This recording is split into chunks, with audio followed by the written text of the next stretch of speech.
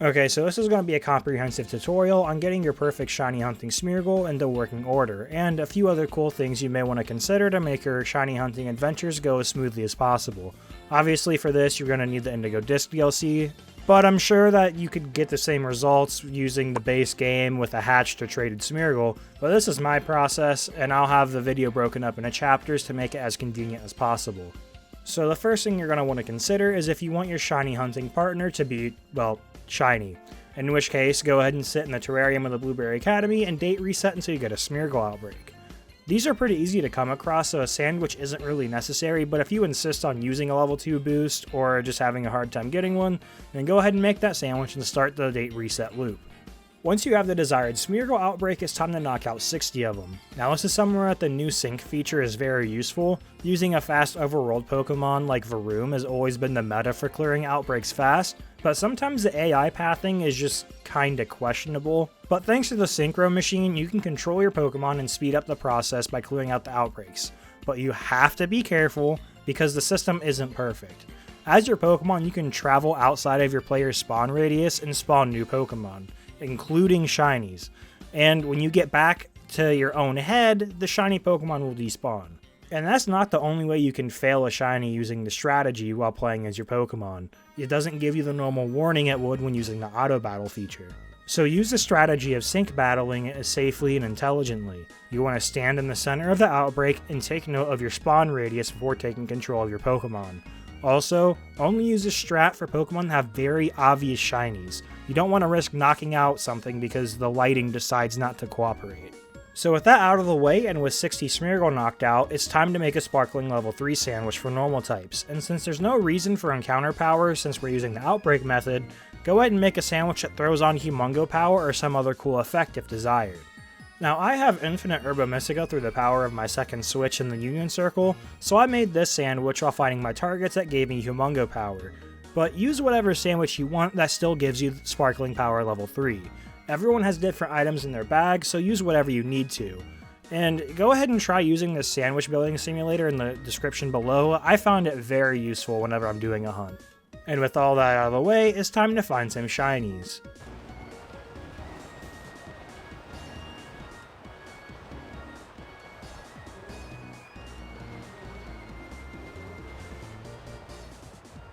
Let's go. There's number one. That took a while.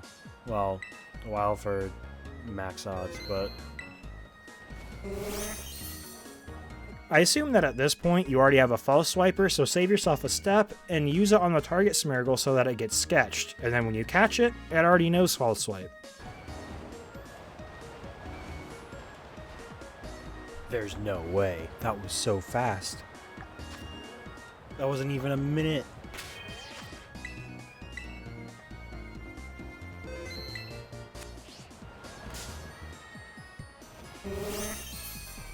And here is Isabelle and Gorf, some future shining hunting partners, and the test subjects for today. Now, I don't really know the best stat spread exactly.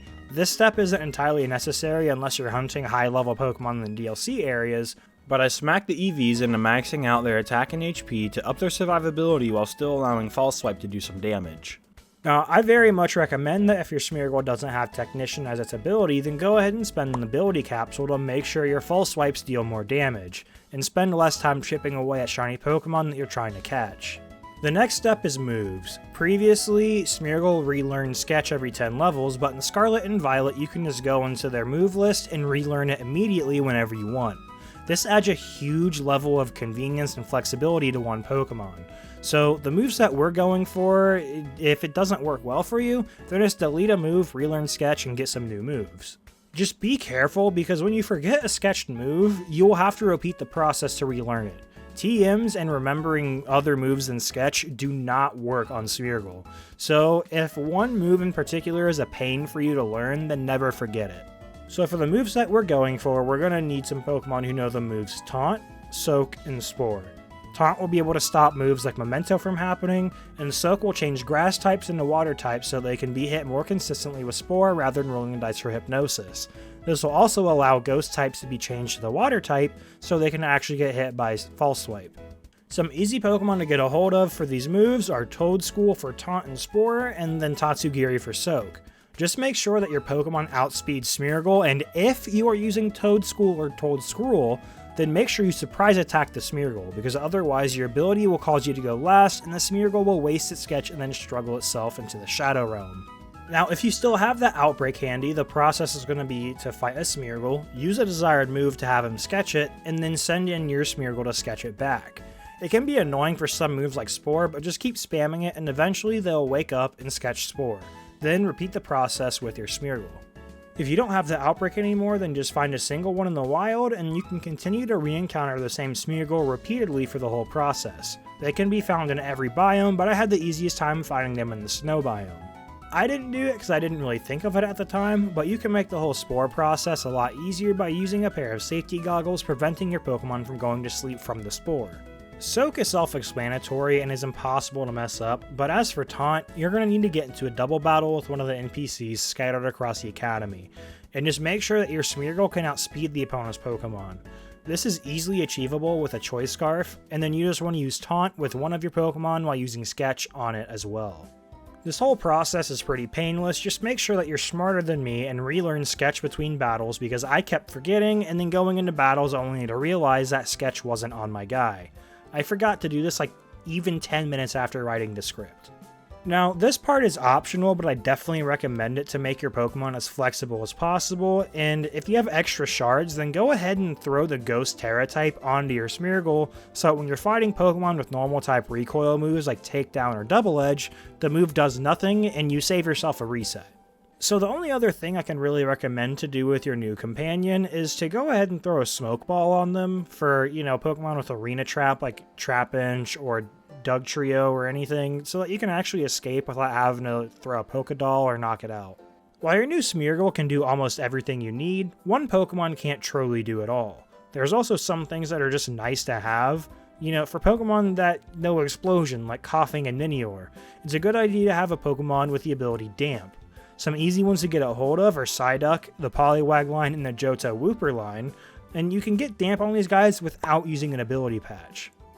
So aside from something with Magma Armor or Flame Body, the only other Pokemon that you might need is a bit of a curveball, and it's not the most wildly useful thing, but it's something interesting to have nonetheless, and that's Trevenant. This dude can be expensive if you don't ever plan on using one, but a Trevenant with a hidden ability Harvest and a moveset of Skills Swap, Trick, Disable, and Sunny Day, as well as holding a Leppa Berry, can make sure that the Pokemon you're trying to catch never runs out of PP and struggles itself into non-existence. This kind of build is mainly useful when trying to catch legendaries, but, they kind of shiny lock those in this DLC for some reason. But aside from that, all that's left to do is level up your Pokemon. I have a guide in the works for the best possible XP farming methods in-game, but it's going to take a little bit extra time because I want to make sure that I actually have the best method down. So if you found this video in any way useful, then go ahead and leave it a like and consider subscribing to the channel. Also, watch out for the EXP tutorial, should be coming out in the next day or so, and see you next time.